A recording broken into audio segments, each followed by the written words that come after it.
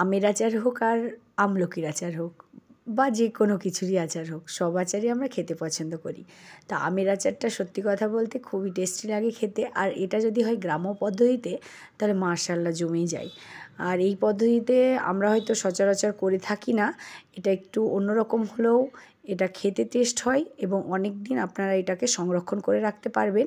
শুধু 1 বছর নয়, আপনারা চাইলে এটা 2-3 বছর সংরক্ষণ করে রাখতে পারবেন। যারা হয়তো বাইরে থাকেন, গ্রামে থাকতে পারেন না বা কোনো কাজের সূত্রে বাইরে থাকেন, তাদের ক্ষেত্রে এই আচারটি অনেক হেল্পে আসবে। কেননা এই আচারটি আপনারা মানে অনেক দিন সংরক্ষণ করে রাখতে পারবেন।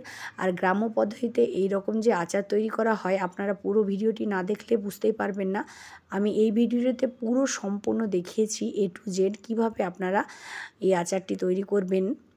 তো ভিডিওটির সঙ্গেই থাকবেন। আশা করি আজকের ভিডিওটি আপনাদের ভালো লাগবে ইনশাল্লাহ। আর যদি ভালো লাগে তাহলে লাইক, শেয়ার, কমেন্ট করতে ভুলবেন না এবং সাবস্ক্রাইব তো করেই নেবেন। তো আসসালামু আলাইকুম ফ্রেন্ডস, কেমন আছেন? আশা করি আমার ভিডিওটি যে যেখান থেকে দেখছেন আল্লাহর রহমতে সুস্থ আছেন এবং ভালো আছেন। আলহামদুলিল্লাহ আমরাও ভালো আছি বলে আপনাদের মাঝে ছোট্ট একটি ভিডিও নিয়ে চলে এসেছি। তো এই আচারের ভিডিওটি করেছি, বাট আমি আচারটি তৈরি করিনি। আচারটি তৈরি করেছে আমার মা, আমার মামি, এরা তৈরি করেছে, আমার নানি, খালা এরা। তো আমি এখানে জাস্ট আপনাদের দেখাচ্ছি যে এইভাবে তৈরি করা হয়, বাট আমি করিনি। তো প্রথমে দেখে নিলেন আমি আমগুলো পাড়া হলো, তারপরে এখানে সবগুলো এইভাবে খোসা ছাড়ানো হচ্ছে। খোসাটা আমার মা ছাড়াচ্ছিল। তারপরে এইভাবে প্রত্যেকটা অনেকগুলো আম একসঙ্গে আচার করা হয়েছে। আপনারা চাইলে এখানে কম বেশি আপনাদের সুবিধা অনুযায়ী করে নেবেন। এখানে আপনাদের সুবিধা অনুযায়ী কম বেশিটা করে নেবেন। এখানে কি হবে, আমি যেহেতু অনেকগুলো আমের আচারের রেসিপি দেখাচ্ছি, সেক্ষেত্রে মশলাগুলো অনেক বেশি লাগবে। আপনারা ঠিক ওই জায়গাটায় আপনাদের কম হিসাবে সেই রকম অল্প দিয়ে দিবেন। আশা করি আপনারা দেখে বুঝে নেবেন ব্যাপারটা। অবশ্যই সম্পূর্ণ ভিডিওটি দেখবেন, তাহলে আপনারা প্রত্যেকটা স্টেপ বুঝতে পারবেন। তো আমগুলো যেহেতু একটু শক্ত হয়ে গেছিলো, সে কারণে একটু কাটাটা ডিফিকাল্ট ছিল, বটির সাহায্যে হচ্ছিল না, সেজন্য এইভাবে কাটা হলো। দেখে বুঝতে পেরেছেন কিভাবে কাটলাম। সরি, আমি তো কাটিনি। তো যাই হোক, আমার মামি কাটছিল, তারপর মামি পরিষ্কার করে ধুয়ে নিল। তা আমগুলো সুন্দর করে কেটে ধুয়ে এইভাবে তুলে নিচ্ছিল। তো মাশাআল্লাহ দেখেই সুন্দর লাগছিল। তো এইভাবে পরিষ্কার করে ধুয়ে নিতে হবে। দেখে বুঝতে পারছেন ধোয়া জলটাতে কতটা মানে কস বেরিয়েছে কালো কালো। এটা অবশ্যই পরিষ্কার জল দিয়ে বারবার ধুয়ে নেবেন। আমের তো একটি কস থাকেই, সেক্ষেত্রে যদি আমরা আমটাকে পরিষ্কার করে না ধুই তাহলে সেই কসটার কারণে আমটা কালো হয়ে যাবে। এইভাবে পরিষ্কার করে আমি সবগুলো ধোয়া হয়ে গেল। তারপরে এখানে মাটির যে আঁকা হয় আর কি, আমরা উনুন বলি, সেটাতে আজকে হবে। তো এখানে একটি পাতিল বসিয়েছে, তাতে জল দিয়ে দিয়েছে। জলটা ফুটন্ত অবস্থায় আমগুলো সব দেওয়া হলো। অবশ্যই প্রথমেই দেবেন না, জলটা যখন ফুটে উঠবে তখনই দেবেন। তো প্রায় এটা 80% মতো সিদ্ধ করে নেবে, 20% মতো রেখে দেবে। তারপর এটাকে তোলা হচ্ছে, দেখে বুঝতে পারছেন এইভাবে তুলে নিচ্ছে আর কি। তো মাশাআল্লাহ এই আচারটা খেতেও দারুণ এবং খুব যে ডিফিকাল্ট তা না, তৈরি করতে অসুবিধা হয়নি। তো এইভাবে সবগুলোকে তোলা হলো।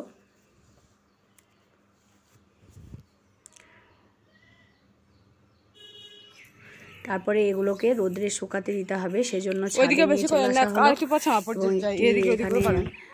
এটা গ্রামের পাটি বলে আর কি, যেটা খেজুরের পাতা দিয়ে তৈরি করা হয়, সেটাই বিছিয়ে দিল। তারপর এর উপরে সুন্দর করে সাজিয়ে একে একে এগুলো মেলে দেওয়া হবে, তাহলে এটা শুকাবে আর কি।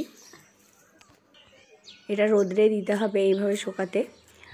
তাহলে এই যে প্রথমে বলেছিলাম যে এই আচারটা অনেক দিন আপনারা সংরক্ষণ করে রাখতে পারবেন। তো এটাই তার সিক্রেট একটা বলতে পারেন। কেননা আমরা প্রায়ই আলসেমি করে আচার করি কীভাবে, কি নিমিষে কেটে নিমিষে সঙ্গে সঙ্গে করে দিই, এইভাবে প্রসেস করে, যেটাকে আমরা গ্রাম্য পদ্ধতি বলছি, এইভাবে আমরা করে থাকি না। আলসামি করে, যে এটা অনেকক্ষণ সময় সাপেক্ষ ব্যাপার, প্লাস হচ্ছে আমাদের সময়ও লাগবে, প্লাস ভিজিকিটি। সেজন্য আমরা ঝটপট বাসায় কিভাবে তৈরি করি, যে কেটে নিলাম সঙ্গে সঙ্গে, ওটাকে ভাপ দিয়ে সঙ্গে সঙ্গে মশলা দিয়ে ওটাকে করে নিলাম, যেটা কাঁচা আমের ফটফট করে নিই আর কি। আশা করি বুঝতে পারছেন। তো ওইভাবে করলে কি হবে, অনেক দিন সংরক্ষণ করে রাখতে পারবেন না। তো ভাবলাম যে অনেক ভিউয়ার্সরা আছে, আমরা এইভাবে তৈরি করতে চাই, বাট আমরা কিভাবে করতে হবে জানি না। তো সেজন্য ভাবলাম যে আপনাদের জন্য এই রেসিপিটি দেওয়া যাক। তো রোদ্রে এটা শুকানো হলো, প্রায় 2 দিন ধরে শুকাতে হয়েছে, যেহেতু বর্ষার সময় রোদ সেরকম যে ছিল তা নয়। আপনারা সেই রকম যদি রৌদ্র হয় তাহলে আপনারা রোদ্রে একদিনই শুকাতে দিলে হয়ে যাবে। তারপর এটা শুকানোর পর এখানে একটি বড় কড়াই নেওয়া হয়েছে। সেই কড়াইয়ে প্রথমে দেখতে পেলেন এখানে চিনি দেওয়া হলো। আপনারা চাইলে এখানে আখের গুড় দিয়েও করতে পারেন এই আচারটি। তো যারা গুড় খেতে পছন্দ করেন তারা গুড় দেবেন, আর যারা না খেতে পারেন তারা এই চিনি দিয়ে করবেন। তো চিনি আর সামান্য জল দিয়ে এইভাবে এটাকে নাড়ছে কিছুক্ষণ। তারপরে এখানে সামান্য লবণ দিল।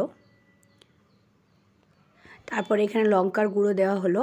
যেহেতু এখানে আমি প্রথমে বলেছি আমের পরিমাণটা বেশি, সেজন্য একটু সব মশলাই বেশি যাবে। আপনাদের পরিমাণ অনুযায়ী আপনারা দিয়ে দেবেন। তারপরে এখানে হলুদ গুঁড়ো, জিরে গুঁড়ো, আর প্রথমে আমি একটি মশলা দেখিয়েছিলাম, সেটা ব্যতিক্রম, ওটা ভিডিও করা হয়নি। ওখানে কিছু সর্ষে গুঁড়ো বা ধনে গুঁড়ো ও সব কিছু শিলবাটাতে বেটে ওটা গুঁড়ো করা ছিল, সেটা এখন দিয়ে দিল, এবং জিরে গুঁড়ো দিল, যেটা আমরা মৌরি গুঁড়ো বলি। তারপর মেথি, ওগুলোকে একসঙ্গে করে ওটা গুঁড়ো করা ছিল। তো দুঃখিত, আমি ওটা আপনাদের দেখাতে পারিনি, ওটাও একটা সিক্রেট মশলা আর কি। তারপরে এখানে রসুন ছেঁচে এইভাবে দেওয়া হলো। প্রত্যেকটা আচারে আমরা যদি রসুন না দিই তাহলে সেই আচারটা একেবারে ভালো লাগে না খেতে। তো অবশ্যই চেষ্টা করবেন রসুনের পরিমাণটা বেশি দেওয়ার আর কি। তো এখানে তারপর রসুন দেওয়া হলো এবং সব মশলা দেওয়ার পর এটাকে কিছুক্ষণ নাড়া হবে। তো দেখুন কিভাবে ফুটছে। এই অবস্থাতে আমরা আমগুলো দিয়ে দিব। তো দেখুন আমগুলো এখানে শুকিয়ে গেছে, সেহেতু এটা আর ভেঙে যাওয়ার সম্ভাবনা নেই, যে ভেঙে যাবে এবং গলে যাবে সেটার কোনো ভয় নেই। তারপরে এখানে সব আমগুলো দিয়ে দেবো। তারপরে এভাবে নাড়াচাড়া করে, একেবারে ইজি প্রসেস, একটু ধৈর্য ধরে যদি আমরা এই রেসিপিটা করি তো মাশাআল্লাহ অনেক দিন সংরক্ষণ করে খেতে পারবো। আর এখানে হ্যাঁ, একটি নতুন কথা না বললেই নয়, আমরা জানি যে কোনো আচার করতে গেলে ভিনিগার দিতেই হয়। তো ভিনিগার যে দিতেই হবে এর কোনো মানে নেই। আমরা এই যে গ্রাম্য পদ্ধতিতে যে আচারটি দেখাচ্ছি আপনাদের, সে আচারে কোনো রকম ভিনিগার অ্যাড করা নেই, তবুও এটা 2-3 বছর আপনারা সংরক্ষণ করে রাখতে পারবেন। সেজন্য ভাবলাম যে এই রেসিপিটা আপনাদের জন্য বেস্ট রেসিপি হতে পারে। তো এতক্ষণ যারা ধৈর্য ধরে আমার রেসিপিটি দেখছেন এবং আপনাদের কোথাও না কোথাও ইনশাল্লাহ ভালো লেগেছে, যদি ভালো লাগে তো অবশ্যই চ্যানেলটিকে সাবস্ক্রাইব করতে পারেন। আর যদি ফেসবুক থেকে দেখেন তো অবশ্যই চ্যানেলটিকে ফলো করে নেবেন। আর ভিডিও রিলেটেড, রেসিপি রিলেটেড যদি কোনো কিছু জানতে চান তো অবশ্যই আমাকে কমেন্ট করতে পারেন। আপনাদের প্রত্যেকটা কমেন্ট আমি পড়ি এবং পড়তে বেশ ভালোই লাগে। আর আপনাদের কিছু যদি জানার থাকে, আর হ্যাঁ, আরেকটা কথা না বললেই নয়, যে আমার ভিডিওটি কোথায় থেকে এতক্ষণ পর্যন্ত ধৈর্য ধরে দেখছেন, কোনো দিদি ভাই বা দাদা যেই দেখুন না কেন, আমাকে অবশ্যই কমেন্টে আপনার নামটা এবং জায়গাটা বলবেন, তাহলে আমি পরের ভিডিওতে আপনার নামটা অবশ্যই নেব। তো তারপর দেখুন এখানে সর্ষের তেল দেওয়া হলো, যেটা আমাদের মেন ইনগ্রিডিয়েন্ট যেটা বলি আর কি। কেননা সর্ষের তেল ছাড়া আমরা আচার করতেই পারবো না। প্রত্যেকটা আচারে আমরা সর্ষের তেল যদি দিই তাহলে আচারের স্বাদটা দ্বিগুণ বাড়িয়ে দেয়। এখানে সর্ষের তেল অ্যাড করা হলো। তারপর আবারও কিছুক্ষণ এটাকে নাড়তে হবে। তো এইভাবে এর আগে কে কে এই আচারের রেসিপি করেছেন, যদি করে থাকেন তো অবশ্যই আমাকে জানাতে পারেন কমেন্টে। তো মাশাআল্লাহ অনেকটা সুন্দর এবং লোভনীয় হয়েছে, দেখে বুঝতে পারছেন। যখন একেবারে মুখে মাঝে মধ্যে স্বাদ থাকে না, যে কি খাবো বুঝেই পারি না, যে এটা খেতে ইচ্ছা করে কি ওটা খেতে ইচ্ছা করে, আমরা নিজেই হয়তো মাঝে মধ্যে বুঝতে পারি না যে কি খাবো। যেমন আমার মেয়েটা করে, কিছু খাবো কিন্তু জাস্ট বলতে পারবে না যে কি খাবো, কিন্তু মাঝে মধ্যে বলবে কিছু দাও কিছু দাও। তো সেই মুহূর্তে যদি এই আচারটি থাকে তো কেমন হবে বলুন। তো এই আচারটি সত্যি মাশাআল্লাহ অনেক সুন্দর। আপনারা আশা করি ভিডিওটি ভালো লেগেছে। আর যদি এই রেসিপিটি ভালো লাগে তো অবশ্যই আবারও বলছি লাইক, সাবস্ক্রাইব, কমেন্ট করতে ভুলবেন না যেন। ততক্ষণ সুস্থ থাকবেন, ভালো থাকবেন। আসসালামু আলাইকুম। অন্য একটি ভিডিও নিয়ে আসবো।